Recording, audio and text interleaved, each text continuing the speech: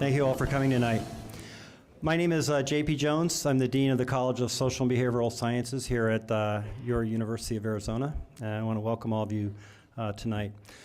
Social and Behavioral Sciences is known as the People College because we find it's really hard to say social and behavioral sciences without flubbing over it a little bit. But people is really what we study.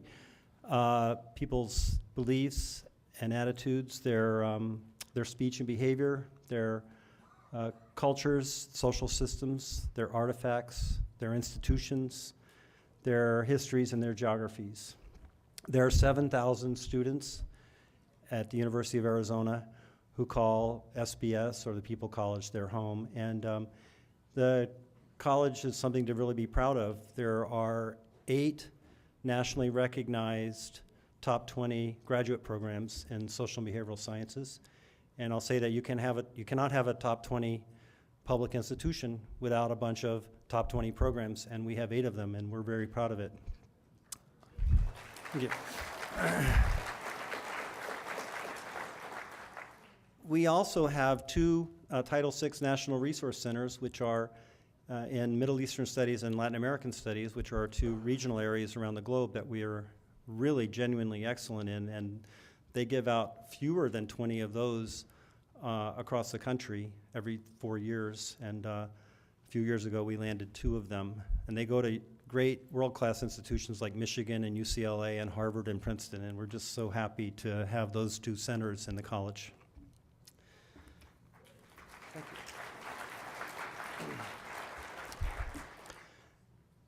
Tonight's event is the last in our Voices and Choices series on the 2012 election, and we hope that you got a chance to see some of the other activities that we organized on and off campus.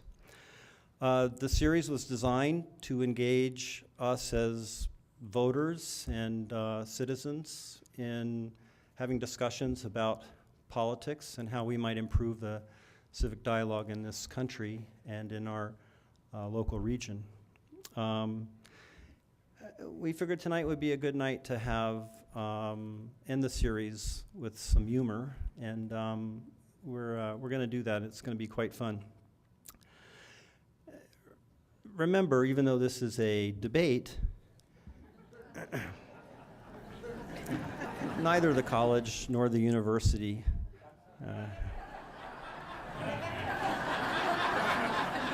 you already know what I'm going to say, endorses either position that might or might not be represented here tonight.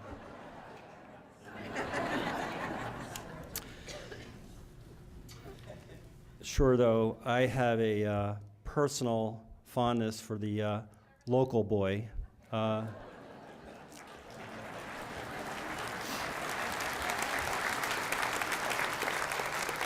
Arizona Daily Star cartoonist David Fitzsimmons.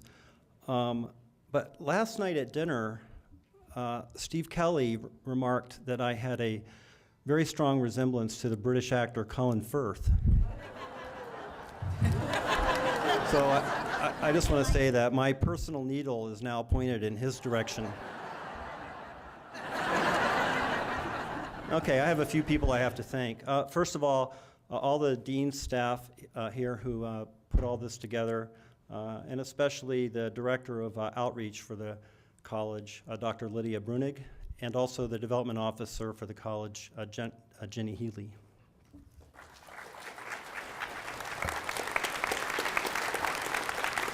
And these events would not be possible without the support of a large number of people. First of all, I'd like to thank Pam Grissom for financial support, and Jan Lesher and Lisa Lavallo for their willingness to co-chair the series. I'd also like to thank the Fund for Civility, Respect, and Understanding, the Jewish Federation of Southern Arizona, Arizona Public Media, which is taping tonight's event, the University of Arizona Honors College, Cox Communications, the Tucson Hispanic Chamber of Commerce, the Loft Cinema, where we had one of our events, and the League of Women Voters of Greater Tucson.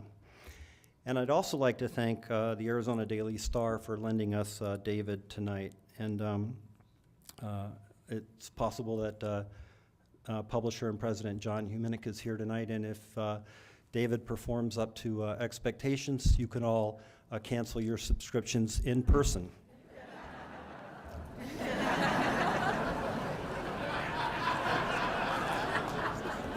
Now, it's a great pleasure of mine to introduce Kate Kensky, Associate Professor of Communication in the College of Social and Behavioral Sciences.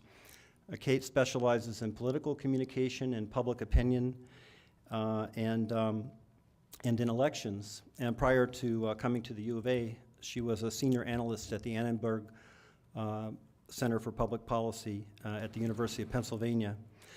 She, as many of you know, is co-author of a very celebrated book called The Obama Victory, and which was recently recognized by Salon as one of the top 10 most important reads for this election season. We're very proud of Kate. Kate, we're very proud of you.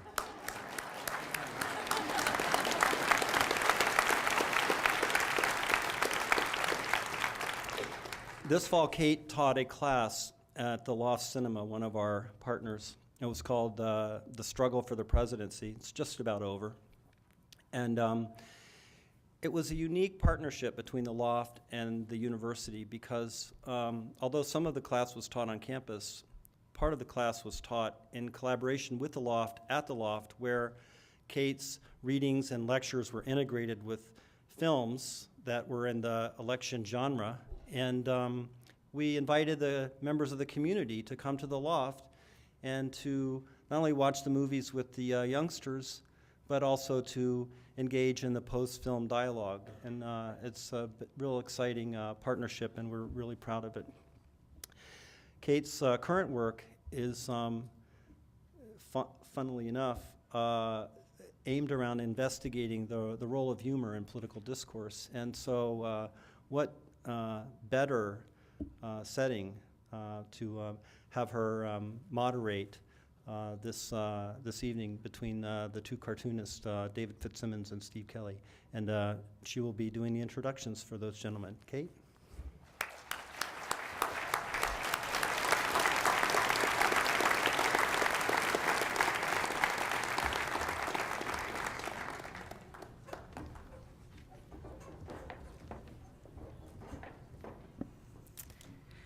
Good evening. I am delighted to be here as this evening's Candy Crowley. I'll be moderating what is probably going to be the most fun and potentially the most civil and informative debate you will have seen this season. Tonight's debate is between two men who represent different positions on the political spectrum and who use political cartoons to convey those positions. Political cartoons are not just about giggles and humor.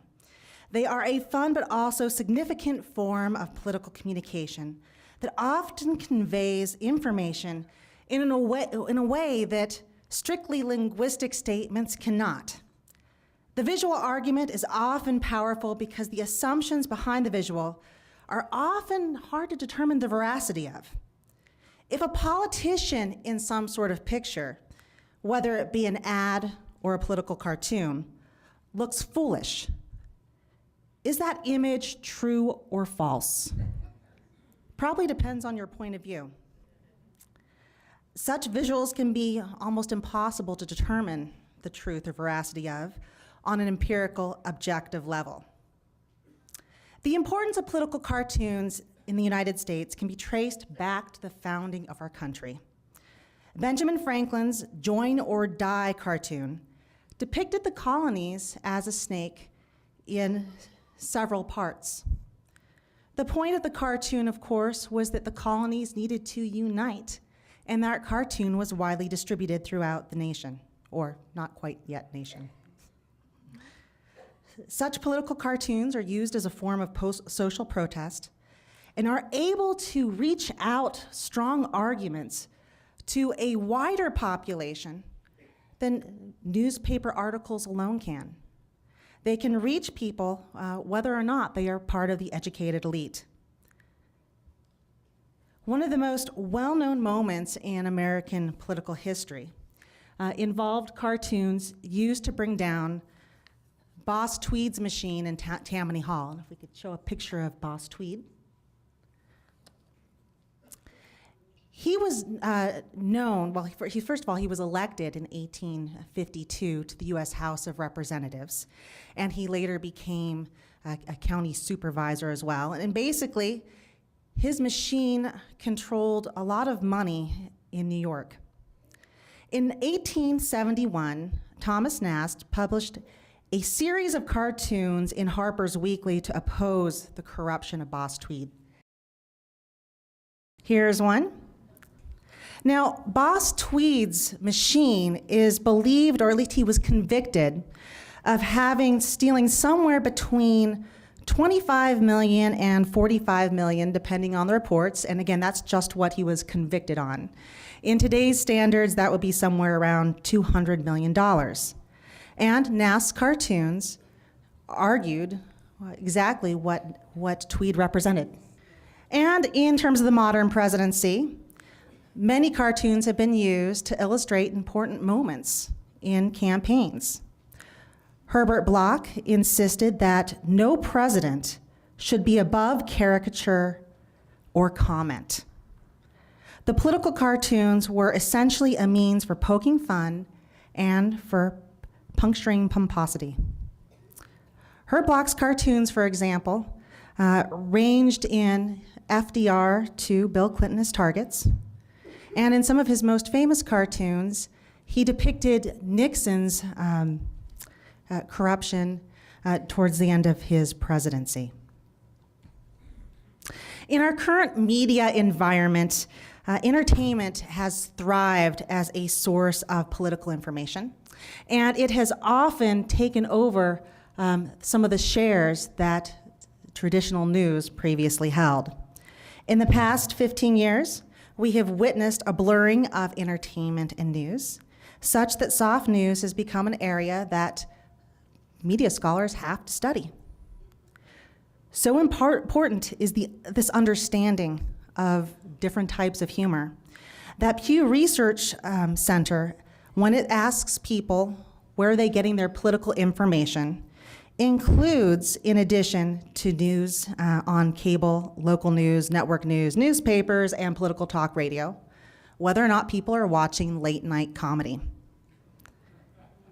According to recent results, a third of US adults do watch late night comedy.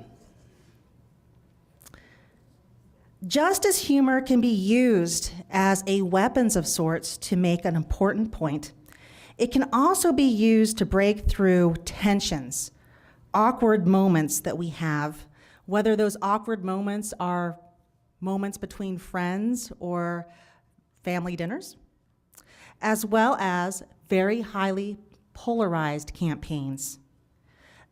Just 1 week ago, the presidential candidates traded zingers at the Al Smith Dinner, an event that raises money for children in need by the Archdiocese of New York. And in his speech, President Obama jokingly said, "In less than 3 weeks, voters in states like Ohio, Virginia, and Florida will decide this incredibly important election," which begs the question, what are we doing here? The event, of course, marked a much-needed ceasefire in what has been an incredibly intense campaign season. And if we could show some clips from that debate or speech. This is the third time that Governor Romney and I have met recently. As some of you may have noticed, I had a lot more energy in our second debate. I felt really well rested after the nice long nap I had in the first debate.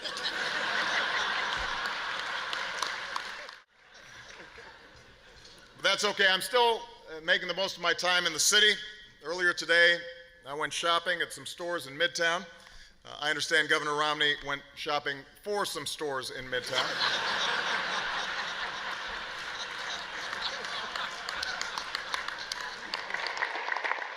Now, Al, you are right. A campaign can require a lot of wardrobe changes. Blue jeans in the morning, perhaps, suit for a lunch fundraiser, sport coat for dinner, but it's nice to finally relax and to wear what Ann and I wear around the house.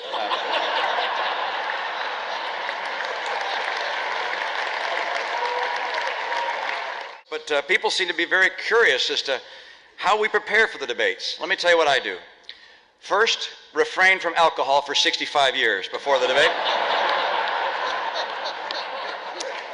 Second, find the biggest available straw man and then just mercilessly attack it. Big Bird didn't even see it coming. And by the way, in the spirit of Sesame Street, the President's remarks tonight are brought to you by the letter O and the number 16 trillion.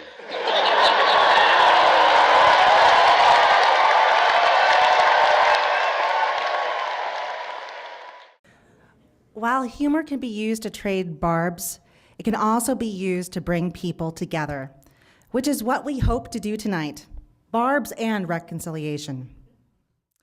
Actor and comedian Will Rogers once said, "Everything is changing. People are taking the comedians seriously, and the politicians are a joke." Our comedic stars tonight actually will probably disagree with that assessment. In fact, they are going to argue quite passionately for their presidential candidates. So without much further ado, let me introduce tonight's debaters. Hailing from New Orleans, Steve Kelley has devoted his attention to public officials for more than 2 decades as a political cartoonist. His humor has frequently portrayed office holders in whimsical situations to the amusement of his readers. His work has won numerous awards, including 6 first-place finishes from the California Newspaper Publishers Association. In 1998, he was a Pulitzer finalist, and in 2001, he won first-place awards from the California Newspaper Publishers Association, the Los Angeles Press Club, and the Best of the West competition. He is a popular speaker and has been a guest on The Tonight Show. And if you have read the Arizona Daily Star in the last couple days, you will have learned from his competitor in this debate that Steve is also a snappy dresser. If you would welcome from Louisiana, Steve Kelley.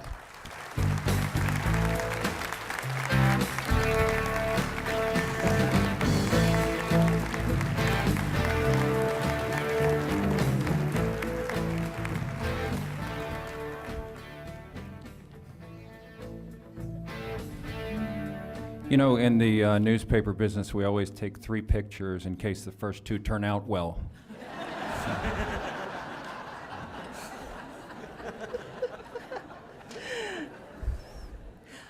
And our second debater, local artist David Fitzsimmons, is a cartoonist, columnist, and blogger for the Arizona Daily Star. His comics are syndicated in more than 700 publications. A Pulitzer finalist, we have quite the stage tonight, in 1988, his award-winning cartoons have drawn both fire and praise. He also entertains audiences with one-of-a-kind stand-up cartoons, and he is a conference speaker. David Fitzsimmons has opened for PBS's Mark Russell, and I am delighted to say that I am one of his many thousand Facebook friends. Please give a warm welcome to David Fitzsimmons.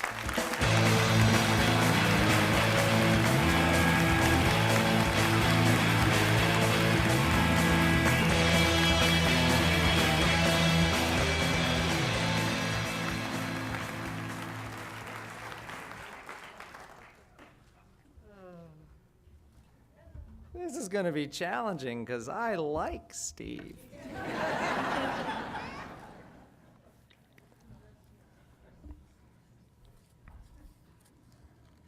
Oh, we have to get our moderator hooked up. Is that correct? Okay. All right. All right. All right, the layout for the format of this evening is very simply that we're going to start off with me asking some questions, and then after that we'll have an opportunity to open things up to the audience. We have microphones, of course, on either side. I don't think your mic is on. Help?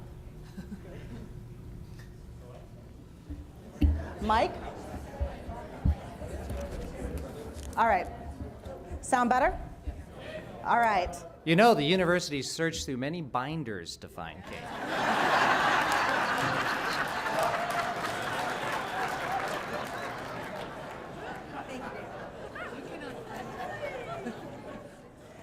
It's been suggested by the front row that I unfriend someone on Facebook. All right, so I'll be asking some questions. We'll then open it up to the audience. We, of course, ask that you keep things civil and respectful, and we'll see if our debaters do the same. If you are not interested in appearing on Arizona Public Media, we suggest that you don't ask questions. Please be aware again that this is being taped. All right, let's open it up with a very basic question, and we will start off with you, Steve. Why do you support your candidate? Wow.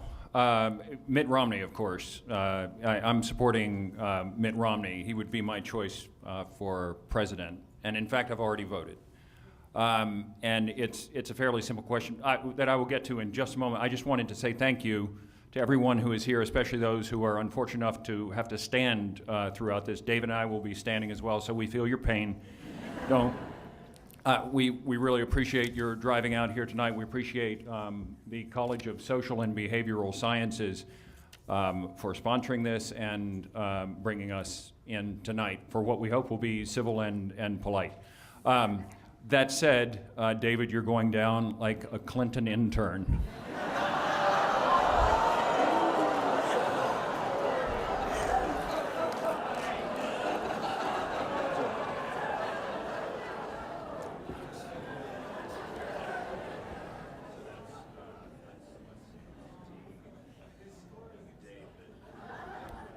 That's one for Steve. But you had the briefcase thing, right? Or the right, yeah. The brief. Okay. Okay. I look at this presidential election. I've been following politics for 30 years as a political cartoonist, first in San Diego and then for 10 years in New Orleans. Let me just say that moving from from San Diego to New Orleans was something of a culture shock, as you can imagine. San Diego, very polite, dignified, clean and tidy, neat, politically well-governed. And then, New Orleans, which isn't. It's the center, the epicenter for political corruption and political intrigue. It was as though I was married to a junior leaguer for 2 decades and then woke up one morning next to Dennis Rodman. I look at the election landscape now, and I think how incredibly fortunate, we should probably cut back on my volume a little bit to reduce the feedback. I look at how, what an unusual circumstance we are in, where the needs of the country are met precisely by one of the candidates, Mitt Romney. We have a country that is foundering economically. The truck is in the ditch, to use the overtaxed cliche. And we have presented to us the opportunity to hire a guy whose career has been spent turning around companies that were trucks in the ditch, basically. Now, he didn't always succeed in that, and there was pain that accompanied some of those turnarounds, as you might expect there would be. But he has had a tremendous record of success at that, and I would look forward to having him do the very same thing for the United States Treasury. The other characteristic of Mr. Romney, of Governor Romney, that I really admire is his family life and his charitable nature. I think the real measure of a man, or of anyone, a woman, a man, no binder jokes please here, but of a man would be how he behaves when, the spotlight isn't on him. And if you look back at Governor Romney's record of charitable contribution, it is astonishing. Yes, he was paying capital gains tax rates, but his taxes were being vetted by the Internal Revenue Service. So I think he probably paid all the taxes that they could possibly get out of him legally. And then on top of that, he decided that he should donate 10, 12, 14, $15 million each year that he worked to charity. Ladies and gentlemen, if any of us donated $100,000 to the American Cancer Society tomorrow, the day after tomorrow, they would begin organizing a dinner in our honor. We would invite people, participants would stand up and applaud.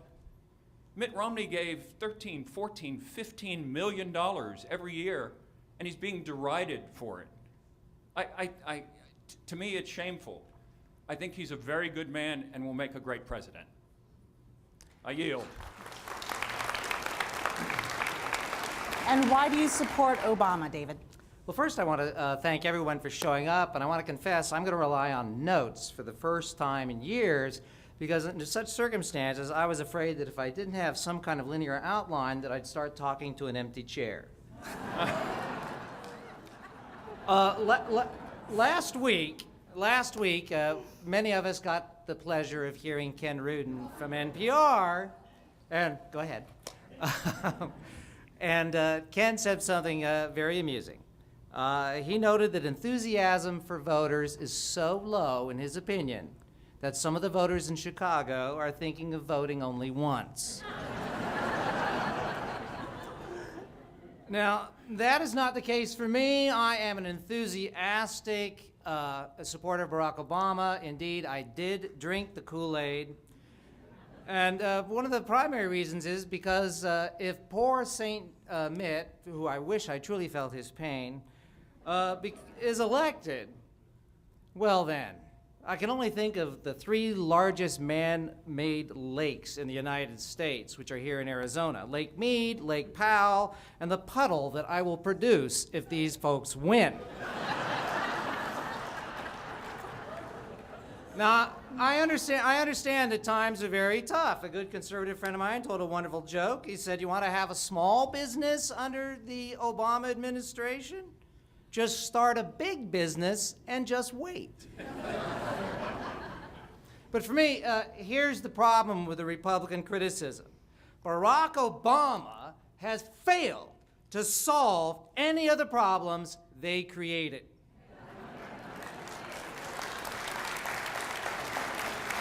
Now,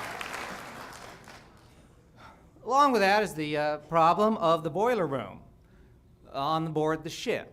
The McConnell, Boehner, Wingnut crew in the boiler room has done everything they can in the past 2 years to sink the ship in order to drown the captain. Now, if you believe that government regulation and taxes got us into this huge mess, and you think a return to the Bushonomic policies that created this mess, and that the magic wand of trickle-down will save us, then surely you believe the Easter Bunny is real, and I am far better looking than Steve Kelley. From my perspective, if Ward Cleaver and Eddie Munster are elected, they will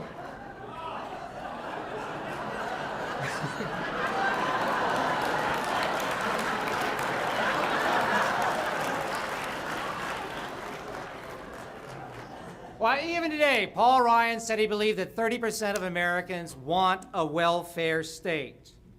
With that perspective in mind, if they get elected, I'm sure it is their desire to completely unravel the social safety net and use the cord to simply weave a hammock for the persecuted rich in our nation. And what also saddens me is the wingnut fringe will be emboldened in their attacks on women's rights, unions, gays, and public education. And last but not least, I will close with my favorite analogy that perhaps you as a statistician will appreciate. I think the ideal demographics come through in Gilligan's Island. What we have here is a race between the professor versus Thurston Howell III. Now, if Thurston Howell III wins, they stay on the island because it's a tax shelter near the Caymans. The professor, all of his research dollars are going to dry up. He's going to be forced to teach creationism. Gilligan will lose his collective bargaining rights. The skipper will outsource his job to Larry Hagman. Lovey Hal and Marianne will be forced to take their secret relationship back in the closet. And Ginger will have to get a transvaginal ultrasound. So, in closing, it's my hope that the professor wins, and the Howells will have to share their coconuts, help build the raft, and eventually we'll all get off the island.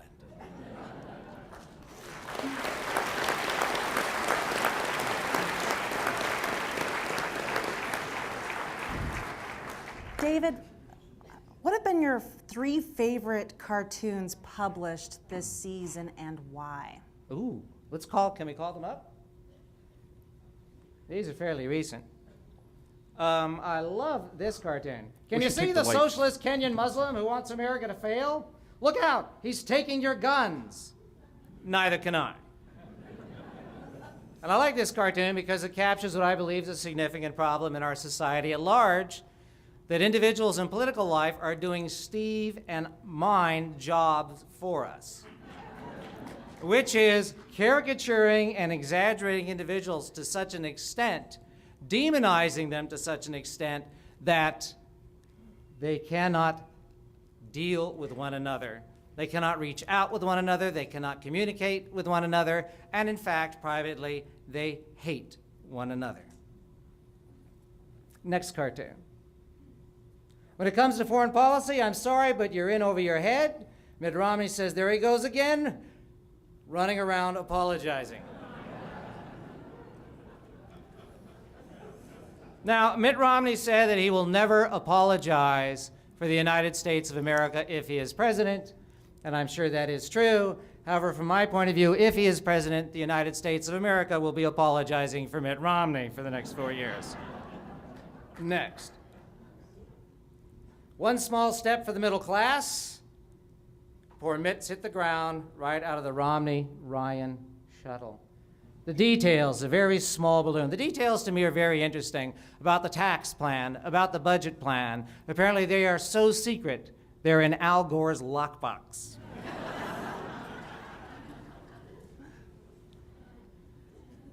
And I believe that concludes the 3 cartoons which I like. And Steve? Well, I'll have you know that I brought 3 cartoons also, 2 of which are by my friend Glenn McCoy. Can we bring up one of those? This is the Biden-Ryan debate.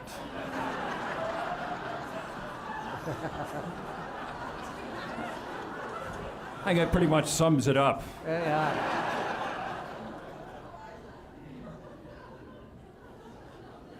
We go to the next cartoon.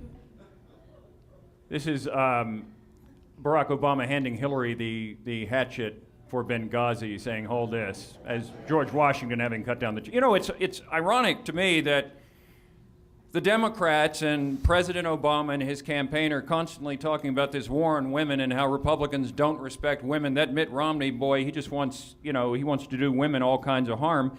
And then the Benghazi flap goes down and Barack Obama goes, hey, Hillary, you need to take the dive on this one. No? Wrong? Well, excuse me, but she did. She said, oh, it's all my fault. Next slide. And then here's the lapdog. That's Michael Ramirez at Investors Business Daily, brilliant cartoonist. All right, thank you. If we could get to the next slide. So the economy, of course, has been front and center in this year's presidential campaign. What are your views about Obama's record on the economy, and how are they reflected in your cartoons? We have both of you represented up here. Steve. Well, President Obama believes that there is no problem too large or too small that the government can't make it better for someone who's willing to vote for him. The problem I've had, one of the main problems I've had with President Obama all along is that he talks of Mitt Romney and says that, well, he can't relate to average Americans. And I think it's kind of insulting to anyone to be labeled average. Why would the leader of this country refer to anybody, especially an entire demographic, as beneath himself? Certainly the president doesn't believe he's average. And yet there is this huge swath of the American population that he feels, because of the job that they chose and because it has a different colored collar on the shirt, or because it pays somewhat less than, say, community organizing or the law, that somehow they are beneath him and incapable of what he would consider success. I don't believe that at all. I believe that if anybody from a meager circumstance can make it, then all people from a meager circumstance can make it. Thurgood Marshall came from, his grandfather was a slave, his great-grandfather was a slave, his father, I believe, was a janitor. Thurgood Marshall rose to become a justice on the Supreme Court. Oprah Winfrey came from, a broken home. She was shuttled back and forth across the country between parents. She had it very tough growing up. She's one of the wealthiest women in America. I don't think that we can look at people and say that just because you fit in this particular demographic, you can't make it. Why would we do that? Why would the leader of the country argue for someone's limitations? That's not the role of a leader. A leader tells you that you can. A teacher doesn't go to her students and say, the deck is stacked against you, you'll never make it. A parent doesn't say to his or her child, you can't possibly do well in this country, you're limited. No coach ever engineered a fourth quarter comeback by pointing at the scoreboard and blaming it on the coach from 4 seasons ago. That's not what we do. So that's how I feel about President Obama and how he views the economy and how he views the notion of the free enterprise system. I have a reporter saying, looking back on your first term, unemployment has been crippling. Looking back on your first term, America's credit rating was downgraded.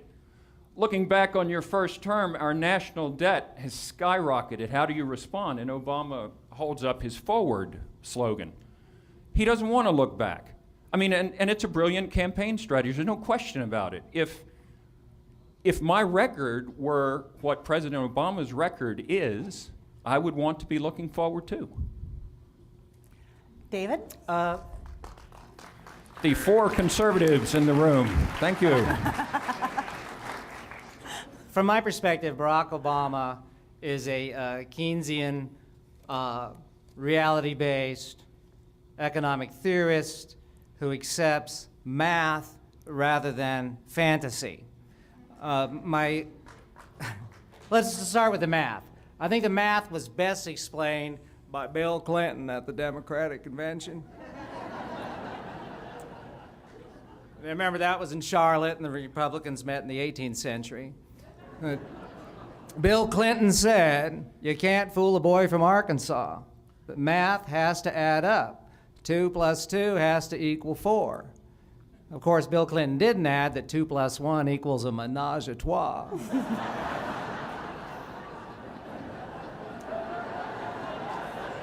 But,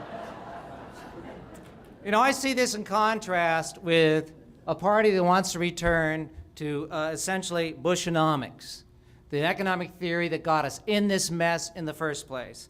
As far as I'm concerned, trickle down is a great theory, maybe if you're a urologist.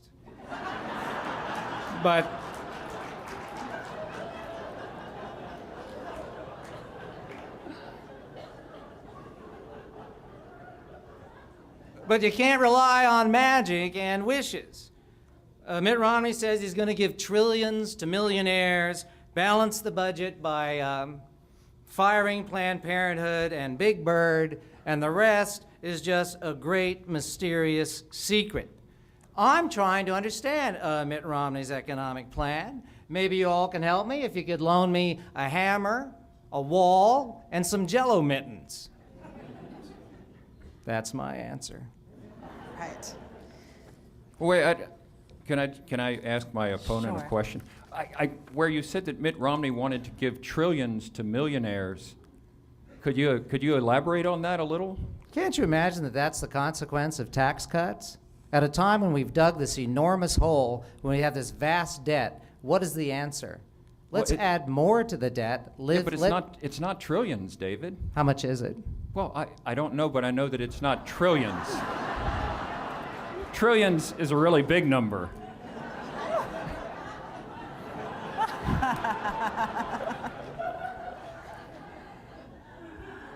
All right. And by the way,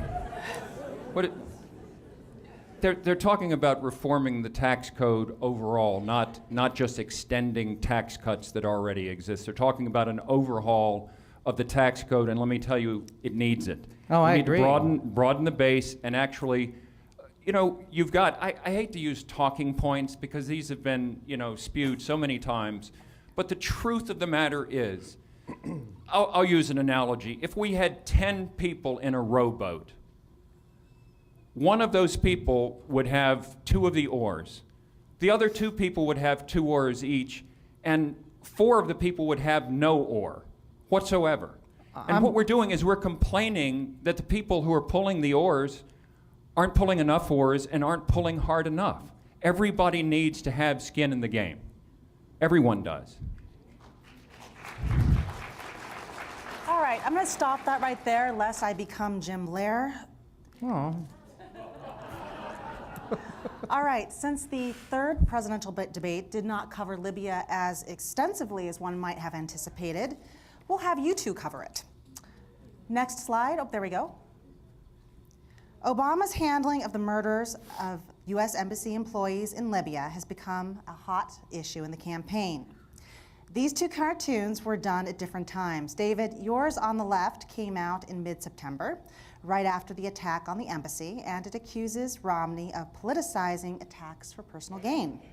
Steve, yours came out a month later, after the first presidential debate, and accuses Obama of covering up the fact that the murders were a part of a planned terrorist attack, again for personal gain. What do each of you make of each other's accusations as they're interpreted here? And let's give it to David. Well, the right has been, correct me if I'm wrong, Steve, the right has been arguing that President Obama was duplicitous when That's a word, yeah. when he did not, and from their perspective, accurately describe both the cause of the attack and the nature of the attack. Is that correct? Well, I guess that would be part of it, but the bigger issue is that Obama, the president, went out and for days, nay weeks, was telling people, was giving them a false account of why the attacks on the embassy took place. And why And do you- having other people go out and also enlist in that giving of false accounts. Why do you assume he was doing that? Well, I don't really assume anything about why he was doing it. I believe, based on a lot of information that has come out, including emails from the embassy to the White House and to the State Department, that, hey, we're being attacked, and that there were claims made on Facebook by terrorists who said we did this. I don't know why you would then go out for a week or 10 days later trying to convince Americans that this whole thing arose from a hateful video that was posted on YouTube. That's all. So I assume that the criticism is that the president is incompetent. No, I don't think incompetent at all. I think that he was misleading people intentionally. Do you see how boring civil discourse can be?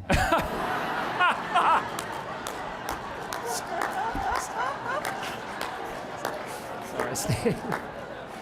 We were almost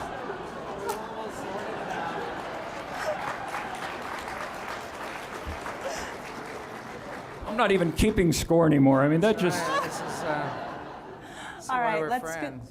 let's actually go ahead to the next slide. Both of you seem to have a lot of fun poking fun at the vice presidential candidates. And I just want to see if maybe we'll start off with you, Steve. Would you elaborate?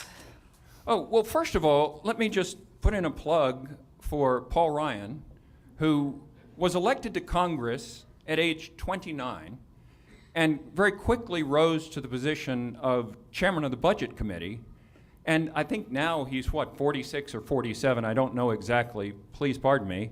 But he is brilliant. I have seen him speak for a long time about the economy, the causes of the problems, and the ways to get out from under it. And I wanted him to run for president. I was pushing. I was saying to my friends, there's the guy, there's the one you need. And when Governor Romney chose him, I thought, brilliant.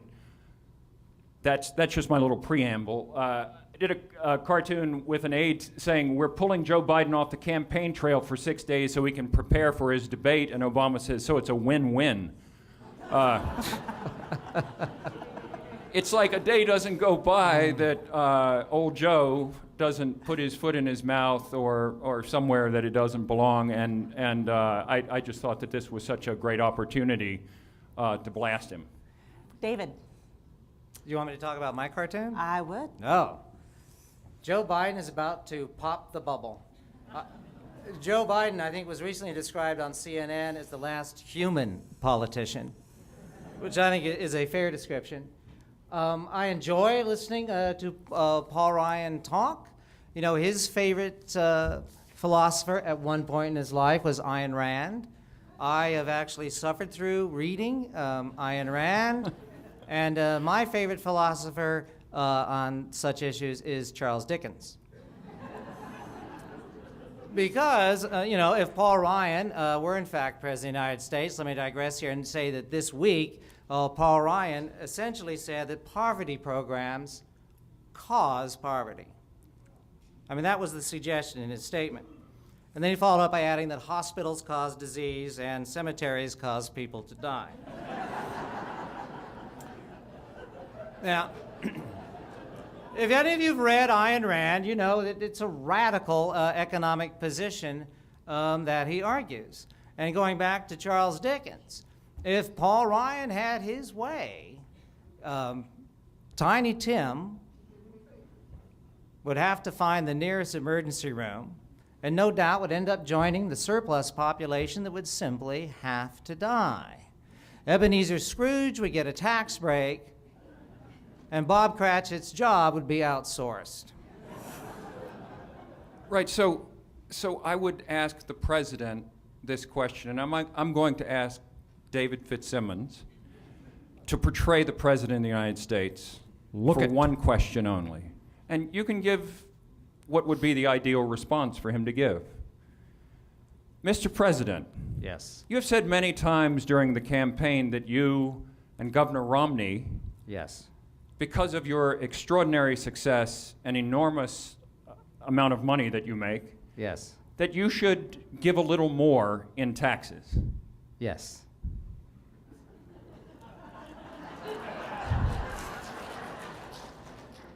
Why haven't you? I would answer the question, but my teleprompter is not functioning. Yeah.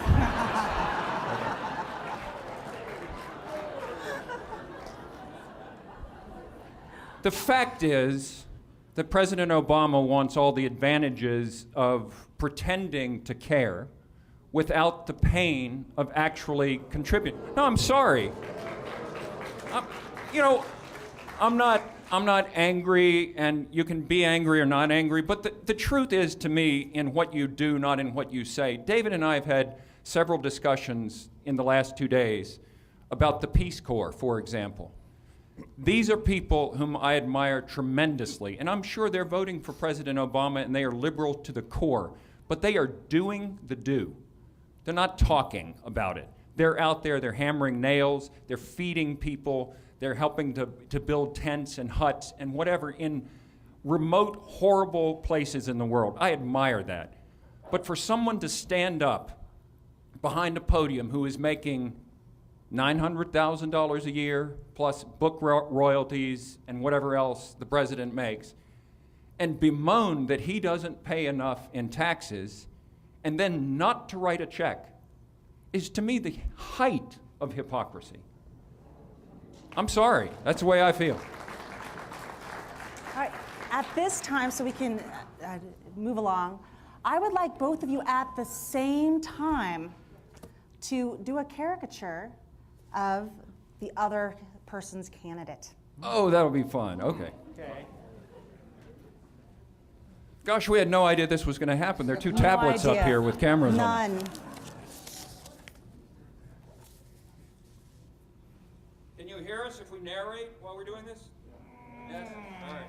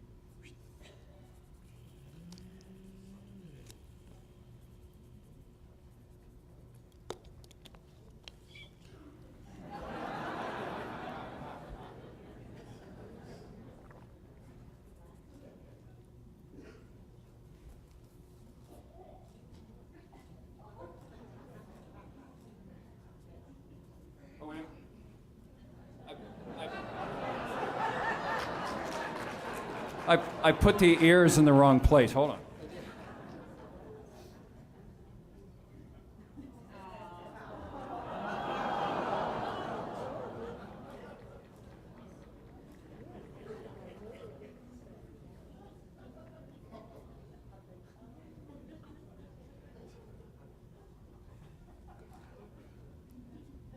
That was just mean.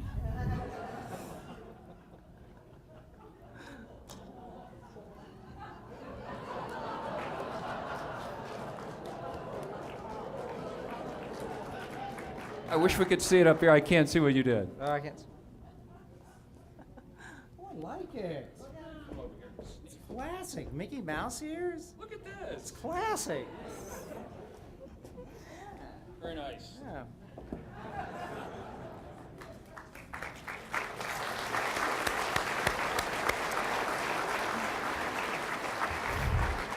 All right, at this point in time, we'd like to invite the audience to come up and ask questions of our debaters.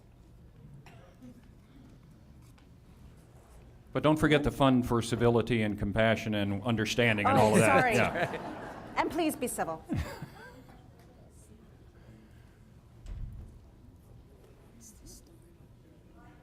We could probably turn the house lights up. Yeah. Good evening, gentlemen. I'm a former investigative reporter from the Chicago Tribune, and now I'm a criminal defense lawyer. And so I've played both sides of the fence, as it were. Steve, I found your opening remarks on why you thought Mitt Romney was a wonderful person. In other words, one of the things that you felt was very important is when nobody is looking, he's making huge contributions. All right?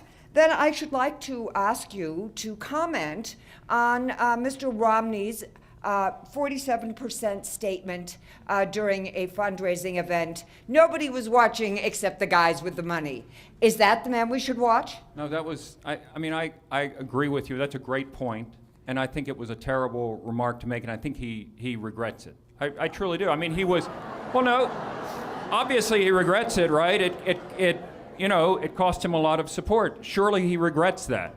The question is, does he still believe that? And I don't know. I can't speak for him. But it was a terrible remark. But my point is that when nobody is looking, most of us are most likely to tell our true feelings to those whom we feel most comfortable with. That is, a lot of people with a lot of money. And I think that that is perhaps far more telling. If some guy says he loves me, and then he's off someplace else with another dolly, trust me, that's the thing I believe, not what he says to me. Well, of course. Thank you. I mean, just.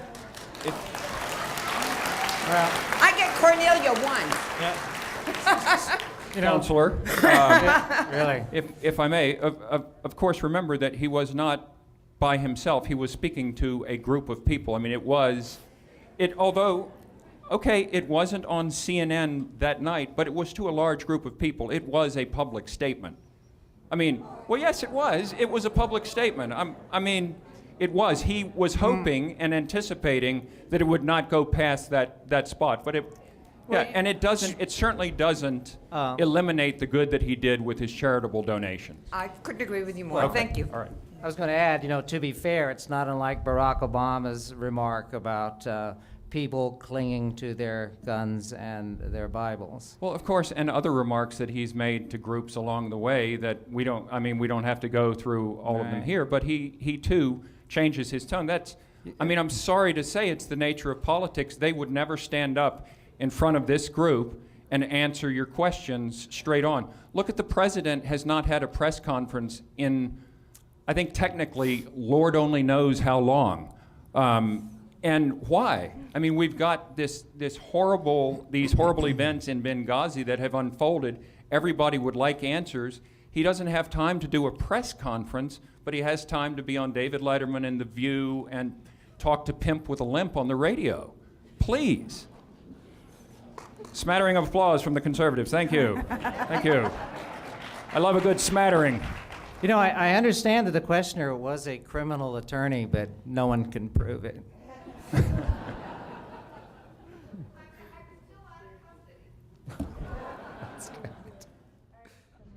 Hi, thank you guys both for coming here tonight. This has been great. My question was for Steve. Earlier you said that when you were talking about comparing the president to average Americans in his comments about Mitt Romney relating to average Americans, you made some sort of remark about the average American not making as much as a lawyer or a community organizer. I know that there was a quote at some point from Mitt Romney in which he said, I forget whether he said $100,000, $200,000, but he said middle class was either $100,000 or $200,000 a year. I'm an attorney up in Flagstaff. I work for legal aid. I make $50,000 a year. Most of my community organizer friends are about where I am. So I was just wondering how much you think a community organizer makes. Well, I'm assuming that as a community organizer, the president didn't make anything, right? That would be my assumption. But he was working at the time as a lawyer at a law firm in Chicago. During the time that he was organizing communities. And by the way, if you don't have to be a complete cynic to think that he was organizing communities to vote for him. That's really, when you get down to it, the reason you go out, okay, all right, I'm just hopelessly cynical then. Well, perhaps you could tell me then what it was that he was organizing them to do. I'm not an expert on what Barack Obama was doing at the time, but I thank you for your answer very sure. much. You bet. All right. Gentlemen, I'm feeling left out tonight. I'm a member of the Green Party, and we have a candidate for president, Jill Stein. I challenge each of you to do a cartoon or caricature of Jill Stein, Green Party candidate for president. You mean like right now? Right now. I have no idea what. Use the material that you have.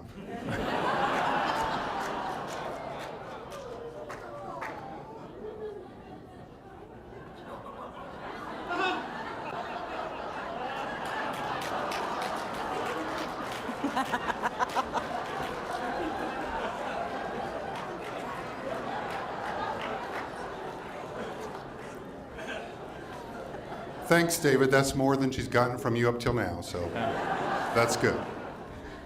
Steve? I've got nothing. I really don't. Which Okay. yeah. Thank Sorry. you. All right, right. Steve, welcome to Tucson. It's a pleasure to be here. I like it here. I really do. Yeah, Nice it's people. a lovely town, and It is.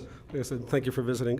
This is for both of you, and is a follow-up on things that have been left out. I'm curious what you both think has been left out of the campaign, and how would you approach it in terms of presenting some of the issues that have not been discussed at all that might have been.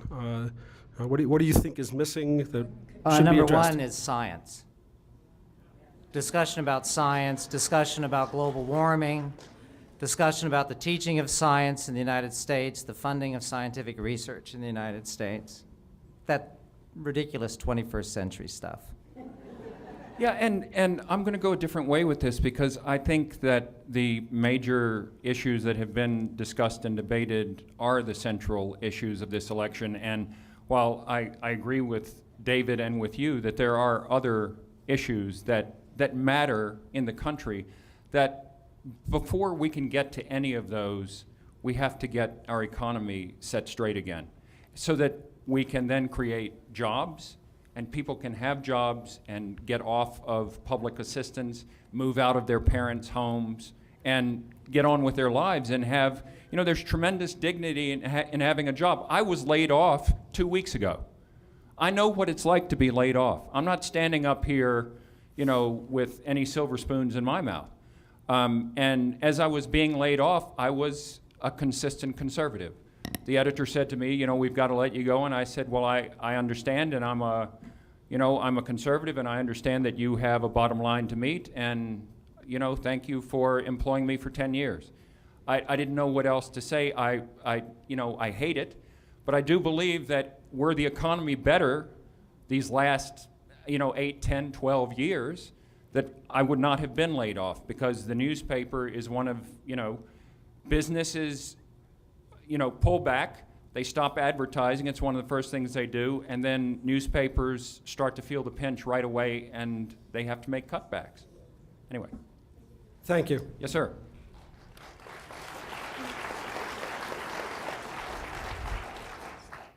This is a first for me. In looking at both parties, I understand what they're telling us is a pig in a poke. It's not going to happen overnight. But one of my main problems is voting for a party that on election day 4 years ago said, we've got to get rid of that man. He can only be a one-term president.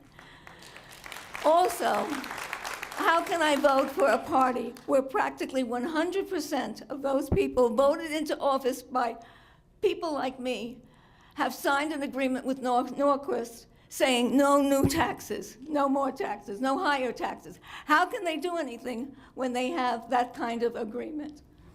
Are you asking me? I'm asking anyone who will answer that. Well, first of all, I agree with you largely. I don't think that anything should be off the table, and I think that it is possible to look at a candidate who becomes president and what he says he wants to do and what he says his agenda is, and you can disagree with it at a most fundamental level. You don't hate the man. No, but I don't hate Barack Obama. I think he seems like a very nice man. As they said in The Wizard of Oz, I'm actually a very nice man. I'm just a bad wizard.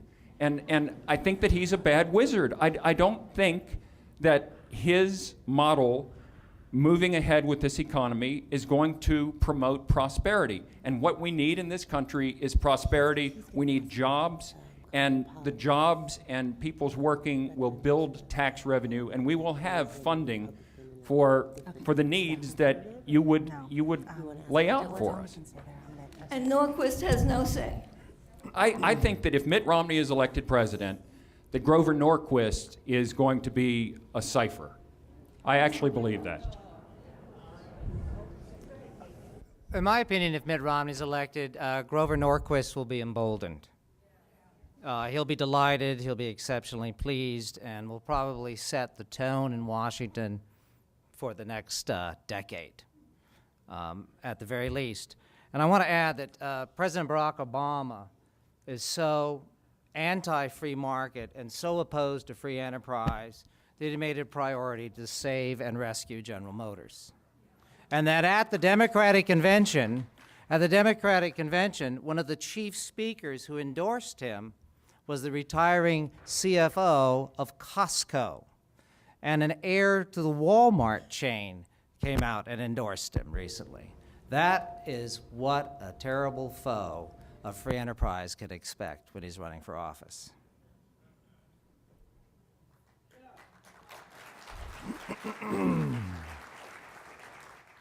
Hi, my name is Kate, and I think David needs a question. I don't answer questions from women. does it make a difference that I was at the very back of the binder? That's right. Hey. As you know, the social meme, "You didn't build that," hit the airwaves with rapidity.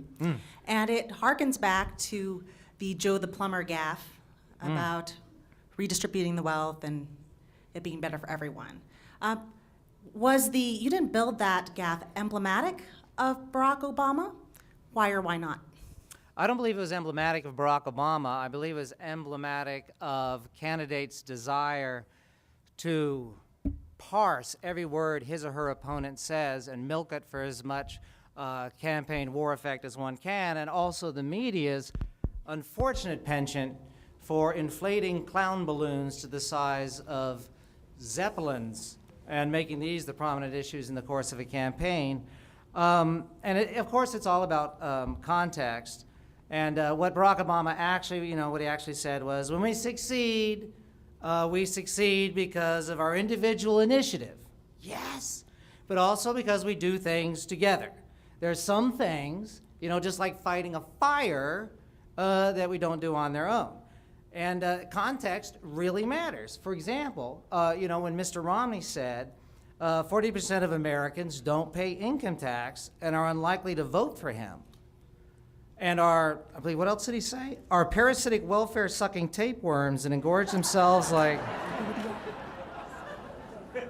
ticks and watch Wheel of Fortune all day. You see how the context tells a different story, right? When you get behind the context. I think it's just something we have.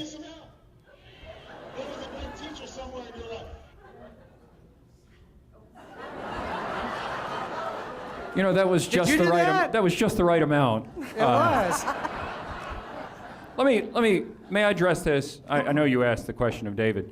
No. I agree with the left that these remarks were somewhat largely taken out of context in that they were saying that what Obama was saying was that you didn't build your business, and what he was actually saying was you didn't build the roads, you didn't build the schools, you didn't create the teacher. But the point of the remark is the same either way, which is that absent these things, or that you owe a share of your success to the collective.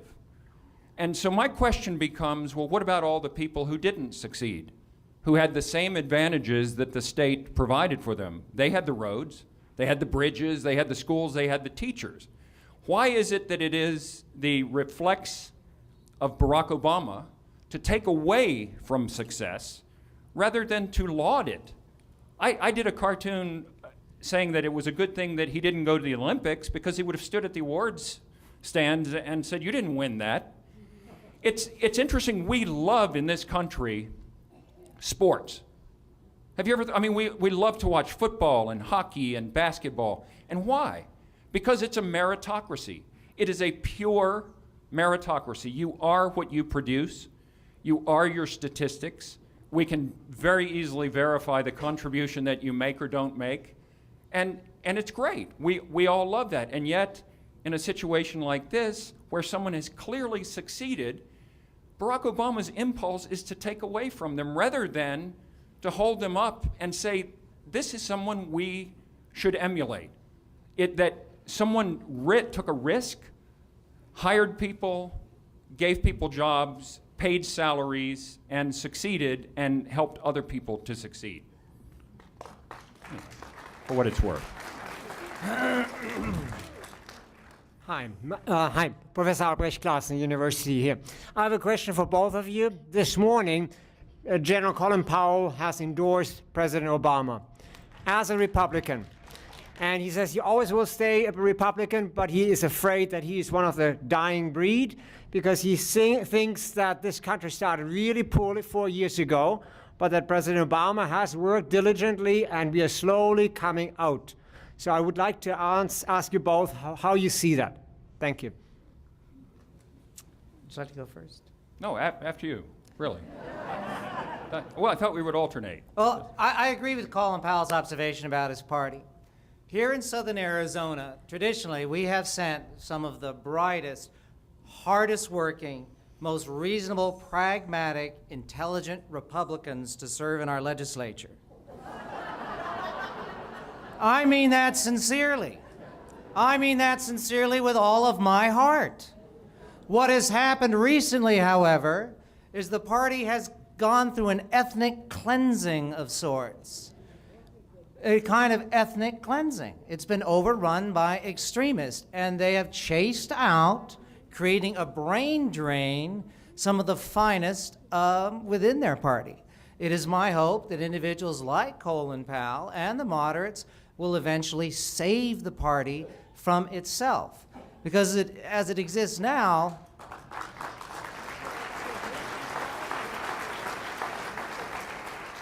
it is not unlike, I'm actually old enough to remember this, my memories of how lost I felt about the Democratic Party when the McGovernites, no matter how well-intentioned you might think they are and how much you love peace, when they overran the party. And I felt completely left out, honestly, because I am at heart a boring moderate. Well, I think it's kind of a stark contrast that when Colin Powell endorses Barack Obama, it's met with equanimity among Republicans, and when, I don't know the woman's name, but she's a black actress in Hollywood, endorsed Mitt Romney, Twitter lit up, Democrats denounced her, there were death threats. Why?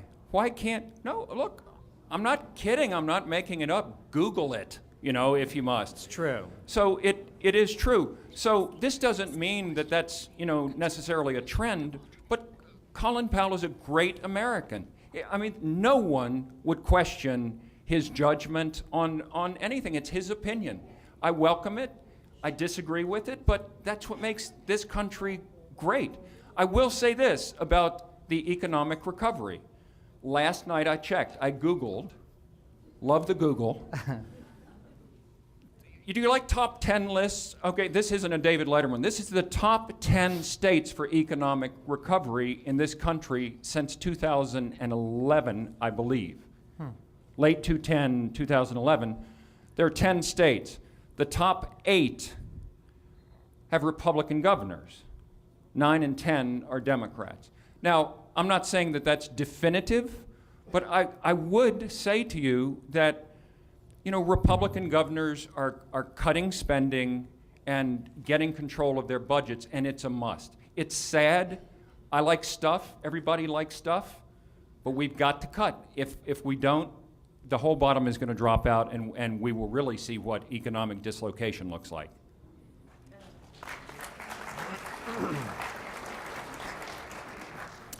My biggest concern is about the future and shape of the Supreme Court. Do either of you share that concern? I'll take this one first, if I may.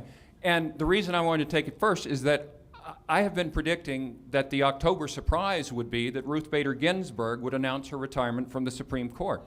I think that it would instantly shut down the talk of Benghazi, and that it would give, the president something to stand up and beat his chest about, and that would be appealing to his main demographics and would turn out a lot of voters, because he could say that if Mitt Romney makes this a replacement appointment, that, oh my gosh, we will have a Supreme Court that is 6-3 conservative.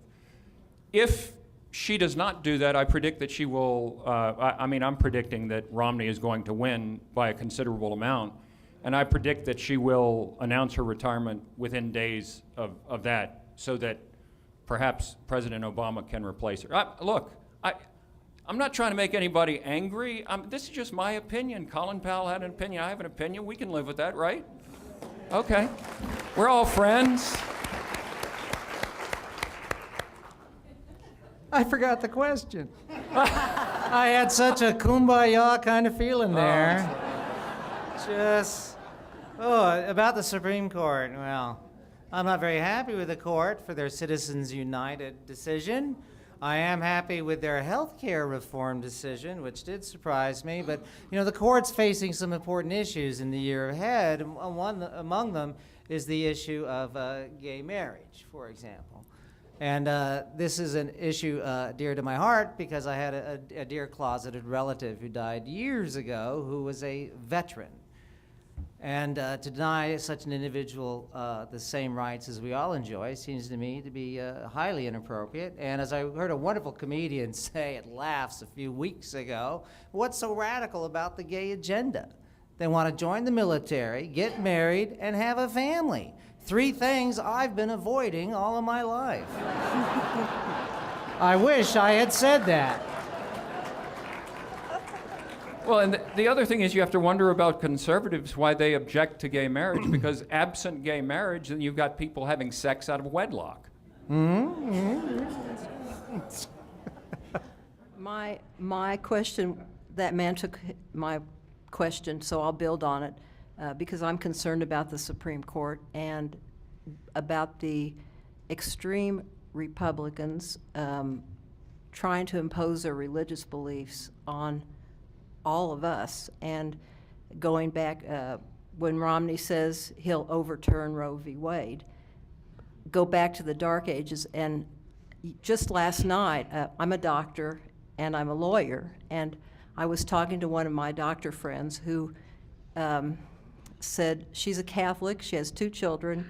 She said, I'm voting for Obama only because of what the Republicans are saying about abortion. She said, because I was practicing medicine when women were dying from back alley abortions. And she said, I don't want to go back to that. I don't want to see my daughters have to go through that. And it just bothers me that the men would be standing up there and making these decisions for women, and all this talk about rape and God wants this life, and you know, a woman can protect herself from getting pregnant from rape. Speaking of where is the science, how do you feel about that as a Republican with that kind of representation? I would never defend the remarks about rape. I wouldn't even attempt to. It's lunacy. And it's insulting to people, and Romney hasn't spoken against it. He avoids the question and he walks away and changes the subject and acts like he doesn't hear. And it's wrong, and it's unfortunate that it's that way, but then, it happens on both sides of the aisle. As I mentioned earlier, President Obama hasn't had a press conference in God only knows when. So, it happens. I would, to me, I'm assuming that they want to make abortion sort of a state's decision. I don't know. You're more expert on it than I am. I will tell you this. This is my feeling on it. I feel that abortion ends a human life. I think that, there's no question that it does. People say, well, it's not a viable human life.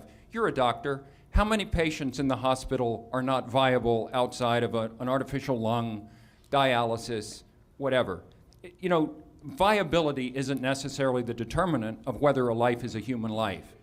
So the question really to me is it okay to terminate a human life? And you can have different opinions on that. We have capital punishment. Some people are for it, some are against it. To me, abortion comes down to, is it okay to end a human life? How do you reconcile? Can I just ask one? How can you reconcile then? You're so against ending human lives, yet you want to send people to wars in Iraq and Afghanistan and start wars. I don't. How do you reconcile that as a Republican? I don't want to send anybody to war. I do not. I think that we should. Maybe you don't, but the Republicans are. And so Bush do a lot did of Democrats. I'm sorry. Who isn't. Who sent us to Iraq? Who sent us to Afghanistan? Well, I'd like to deal with this question about the politicians who have loony ideas about women. What I've discovered recently is that my 16-year-old boy, much to my regret, apparently knows much more about how a woman's body operates than most of these congressmen. But my point about the Supreme Court is, we're all so well-intentioned here. Steve and I, bright, literate, read the news, talk about these issues. It's pretty much going to be resolved by the independent voter. Right. Right? The independent voter. The person The who... undecided voter. Yeah, the undecided, well, yeah, Yeah. you're right, the undecided voter. And this is the individual who typically, when they think of the court in Washington, they wonder, where are the Supremes and Diana Ross? So, good luck. Okay, we have time for one last audience question. Oh. My name is Ernesto Gutierrez, and I guess you can tell I'm Latino. Nobody's asked about immigration, so kind of feel obligated to bring that up as a subject. Since everybody else, given their titles, I'm a medical doctor. I have offices here and also in Phoenix. My questions in regard to immigration is, does Romney still believe in self-deportation? And if so, is that only the first generation, because I'm second generation? Number two, having grown up in Phoenix, I still remember being slapped when I was a kid for speaking Spanish in public.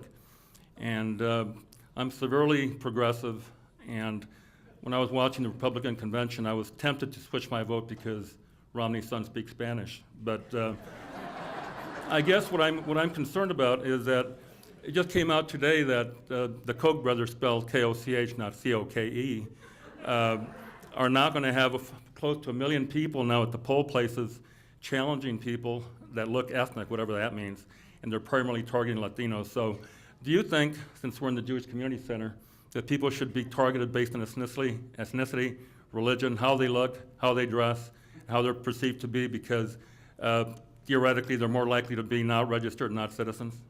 Thank you. I don't think that was a question, was it?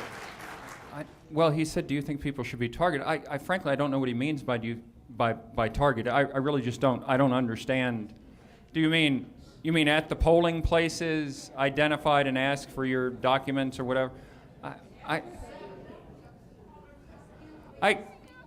I just think that people who vote, I think that voting is a very serious and powerful activity that we have a right to as American citizens, and that if you are a citizen, you should be able to vote, and if you're not, you should not be able to. And I would support personally a national ID card for voting. I'm sorry, that's how I feel, you know. Yeah, hate me all you want, but it seems to me that, you know, if I have to present an ID to get on an airplane, or, you know, to get into any of a zillion different places, to get a driver's license, or, you know, to get into a bar to drink a drink, I don't think it's asking too much that you be a citizen of this country if you want to affect the outcome of an election here. You know? That said, I spent 20 years in San Diego, and I am the biggest fan of, you know, Hispanic people in the world. No, I mean, I'm absolutely serious. People say to me, well, what do you think we ought to do about all these illegal immigrants? And I said, adopt their work ethic.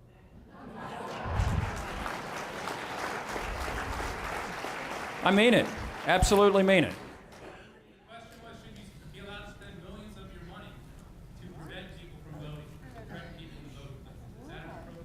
I don't. I didn't. So you're saying, should people spend millions of dollars to what? To prevent and to threaten people in polling. I just don't. I don't believe that that's happening. I mean that's a question. I'm sorry. You know, so sorry. I mean, I think in any election you're going to have crackpots. For example, they are now talking in Florida about this mailing that went out telling people all of these things. If they go to the poll, we're going to check your status and blah, blah, blah. The Attorney General of Florida needs to investigate that, and if it's true, I mean, they're notifying people, they're going to put an end to it. Why would you just, you know, tar an entire group of people with, you know, that's the essence of, like, racism, is to accuse a whole big group of people of having the same attributes of a bad actor. All right, let's hear from David. Anyway, sorry. No, we're going to hold on. David. What would you like to know, Kate? So how many Facebook friends do you have? Que ondas? I have close to 5,000 Facebook friends. Excellent. All of them very personal, intense relationships. Yeah. So last question actually for both of you. So the research on where people get their information, conducted by Rico Newman, a former U of A alum, and myself, indicates that over half of people who actually go to news sources only go to one side, and surprise, surprise, it's the side that conforms to what they already believe. Less than a quarter of people actually take the time to hear both sides. And so the Fox News viewer is less likely to listen to MSNBC and vice versa. It works both ways. And so my question to you, in light of tonight's debate, is how can we facilitate civil discourse? And do you think that your profession helps it along? Ooh. Sorry. That was the zinger. Does our profession help it along? Oh dear me, I'm deeply conflicted by that question, because it is my job to caricature, exaggerate, and occasionally demonize. I've been the target of that, actually. You have, yes, indeed. But I want to talk also about what I would refer to as the bubble, the media bubble. That I would say Steve and I, we bounce around for news sources. So we see what the other side is thinking. I'm deeply concerned about the silo effect of people isolating themselves, because within the bubble, I can see it on the left and on the right. We are taught by the screaming, talking heads not only to completely discount people who disagree with us, but even to go so far as to hate them. Any fan of history can tell you that in 1858, before the Civil War, MSNBC and Fox News both went on the air. And look what happened. Today, I would argue that there is a similar tension. I have dear friends who are very conservative, who think I'm a lunatic, and we talk and we quarrel and we always part as friends. And I think that's very uncommon. I think that's very exceptional. I don't know what the answer is, but I cannot wait to draw the cartoons about the apocalypse. Steve. I just want to thank David for participating in this, and thank you for having me. David invited me personally, and I really appreciate it. And if I've offended anyone, you had it coming.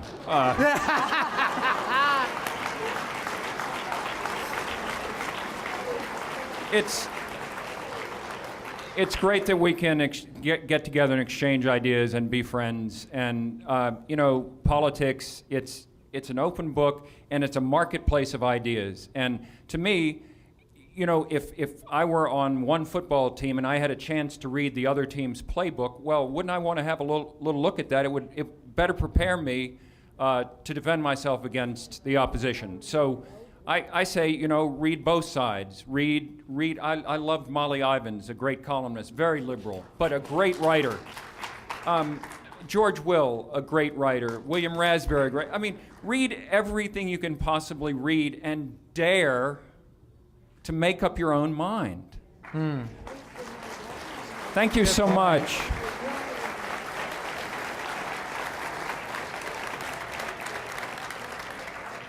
This concludes tonight's program. If you would all join me in thanking both Steve and David.